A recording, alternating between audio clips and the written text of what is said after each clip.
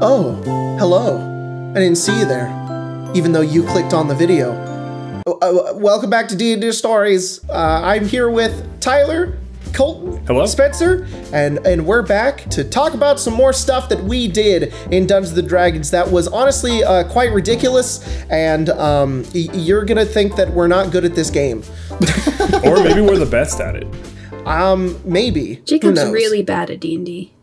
I'm super bad at D&D. Look, guys, dispel magic is bad. Hi, guys. Welcome to my friends roast me, the video. Today we're going to be talking about a game that I run. It's called Evenfall, and Colton and Spencer and Tyler are all in it. We played over on Arcane Arcade. Once again, we do these D&D stories every year, I promise, but we also stream, and all these games happen to be on the stream, so I swear this is not like a big scheme to promote my live channel. It just happens to be it. Totally is.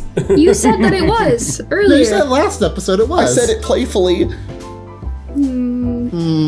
But before we get into these stories about how Tyler's character wanted to die so much in my games, we do in fact have a sponsor for this video.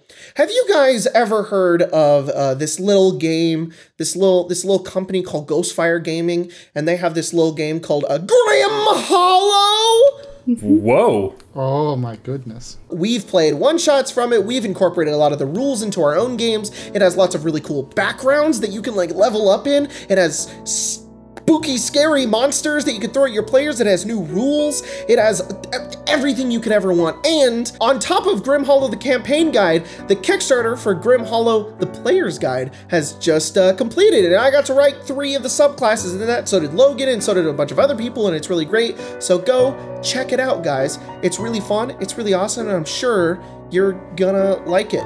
Tyler, do you like Grim Hollow? It's amazing.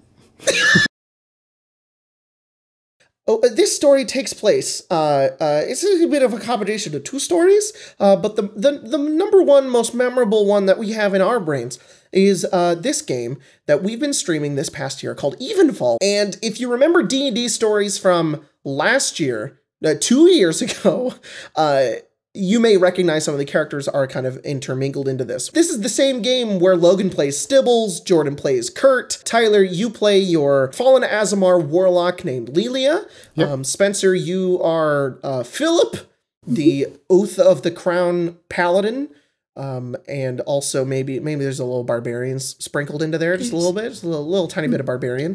Colton, you have gone back and forth between a lot of your characters, and you're playing Core. Half drow blade singer. And Grace is also in the game. She's playing Phelan. Sorry, Grace. I left you on the tail end there. She's never going to forgive me for that. So I had everybody do a session 0 where they all would learn a little bit about the world. And the first plot point for this kind of like first 10 games, basically, this first arc was going to be about this thing called the Talon of Orcus. And the Shadowfell was basically invading the material plane in this one area of my world of Sunder. And the players were basically going to have to stop the dude that had this Talon and also stop him from bringing in an army of undead from the Shadowfell to kill a bunch of people to please the Raven Queen. So I was like, yeah, it's going to be great. He's going to be a dragon rider. He's going to look like the Nazgul. It's going to be so cool. So in the session 0s, I had all the players learn about these things. They found things about the Shadowfell. They learned about Tetheros, which is that bad guy. And one of them was to learn about this Talon, this object. I figured the character who would have the most connection to it, it would make the most sense, would be Tyler's Warlock, Lilia, who is also a little undead. just the tiniest bit. Just a little bit. She is undead. That's something that we found out, and she's connected. She's a warlock of the Raven Queen. At the time that this story that we're going to be talking about took place, she had left where she was and was kind of being half directed by the Raven Queen to go where the Raven Queen kind of want her to go. She joined up with this caravan early on compared to some of the rest of the group that ended up joining as well. And that's when she learned about that the caravan was carrying this Talon of This super powerful magic item that should probably not be in the wrong hands, that your patron told you multiple times should not be in the wrong hands. Yes. This was my fault. Yeah. So she pretty much told me straight up, yeah, this thing is super powerful, shouldn't be in the wrong hands, gotta kind of protect it. Look, I was just trying to motivate Tyler to care about this item. You have to give your players motivation, and I figured that that's what I was doing. I feel like we're getting a little ahead of ourselves here. Yeah. People still don't even know what's happening yet. Okay, So, you know, we got to get Colton. we're defending the cart, right? We were sitting around a campfire, I believe. We were resting for the night after walking. This leads to an undead-looking dragon with someone riding him. This dragon rider is Tetheros. He's swooping down. He wants the talon, and he's going down. He's going to take it, and we're going to roll initiative, and the players are basically going to have to run away. I figured, you know, that's how they would act, but you should never, ever assume your players will run away from anything. Ever. Never once. You know, I'm checking my notes really quick. And the guy that hired us, his name was Refrum, and he had a spell, and I can't remember what spell it was, but he casted it and put like a barrier between us and Tetheros, because he was terrified of Tetheros and was like, we can't fight this, let's just leave, I don't care what's in the cart anymore. This was also because the dragon could kill them in like one hit. Yeah, so Jacob's like trying to set up a story moment where like there's a spell, and I think it was like Wall of Force, so like we couldn't get through it either, so, you know, it makes complete sense. We just leave, and then, you know, the game progresses to where we need to get this item from Tetheros. As initiative count was going, I was trying to figure out exactly what Lilia would do. And I was sitting there for the longest time going, oh my god. She was told by her patron she had to protect this thing. She's going to throw herself at this. She doesn't have, I can't say will to live, but she doesn't value her own kind of life as much as other people do. So Refram has like this scroll of force, and I'm like, this is the encounter. You know, they're gonna have to run. And Lilia looks at him and goes, drop the wall. And he's like, you're gonna die. And I was just like, hey, roll intimidation, because you were really pushing for it. And I was like, all right, so I had you roll, and I think you either natural 20'd or you got above a 20 or something like that. It was above like 20, because I have a massive plus to intimidation. And I was like, I don't want to take agency away from the player's decisions. So, okay, this is your choice. He dropped it, and every other player is running and fighting the zombies that are showing up. Drop the wall. He says, why? Drop the wall. Roll intimidation. Natural 20. Oh my god! Yes. Maybe I am. He looks at you, and he looks terrified. Beads going down, beads of sweat down his face, and he just...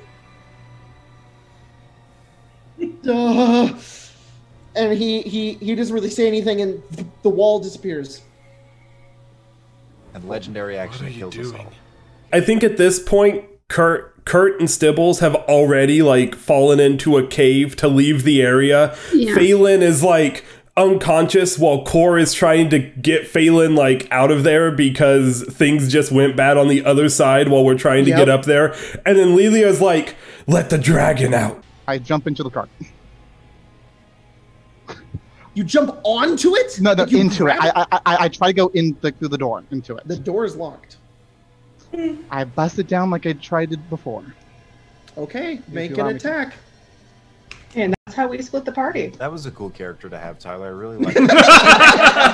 Lilia dropped that wall of force and jumped into the cart that the dragon was trying to fly away with, and was like, I'm gonna take this. And I was like, you are level 3. This is an adult shadow he was an adult shadow Dracolich. I know, extra edgy, but I like, go look at any of those attack rolls and damages. She was gonna die in a hit, and I'm like, dude, you're gonna die in the first game. Can't protect something if you're dead. She's already dead. It doesn't matter. We were all being really salty at Tyler about it, but we wouldn't be having this story if it didn't happen. So it was one for the record. She seems to pause, like almost like she's listening to something. Common sense.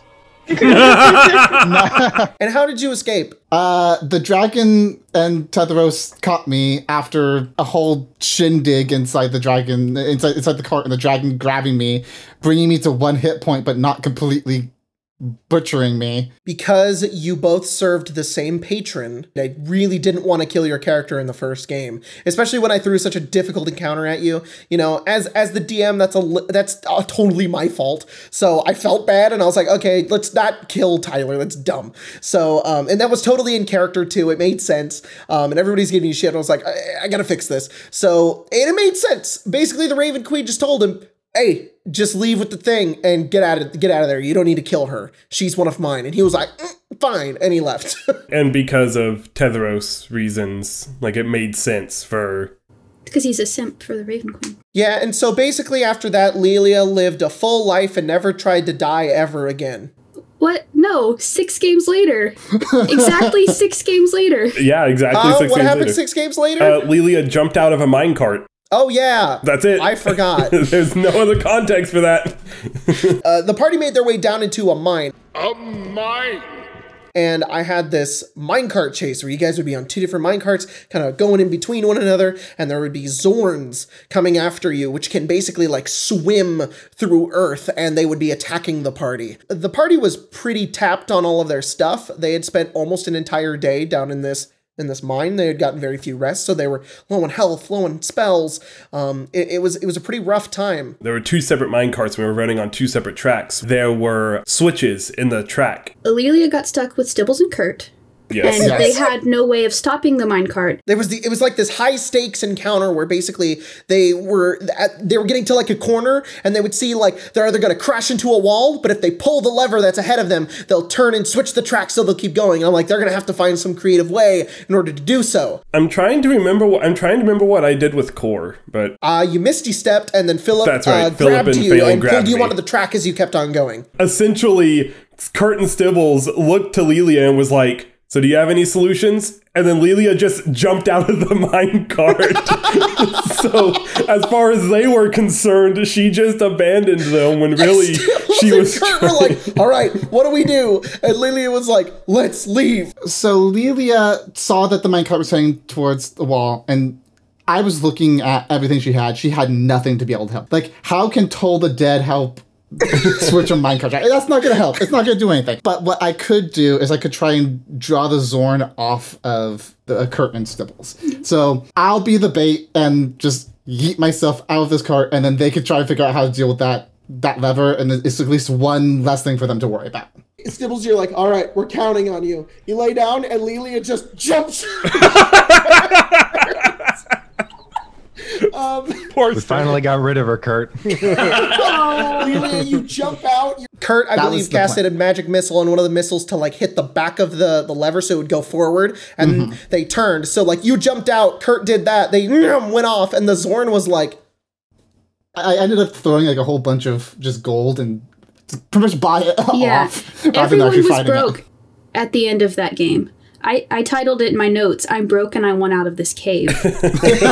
The Zorn just wanted treasure because that's what the Zorn were there for. They didn't have a bloodlust or anything, so if they threw any treasure on the ground, it would kind of go for it. And so Lilia ended up just doing that, getting rid of like all of her gold, and then walked down the minecart shaft until you got to the end where Stibbles was horsing around. Yeah. That was also when Stibbles turned into a horse, and instead of calling them hit points, we were calling them horse points. Yeah. A good time.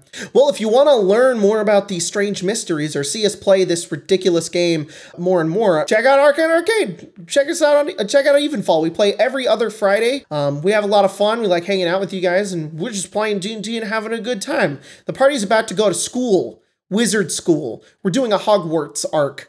So that's what's happening in Evenfall right now. Yeah, have a happy holidays, everybody. Thanks for watching this video, and we'll see you guys next time on D&D Stories.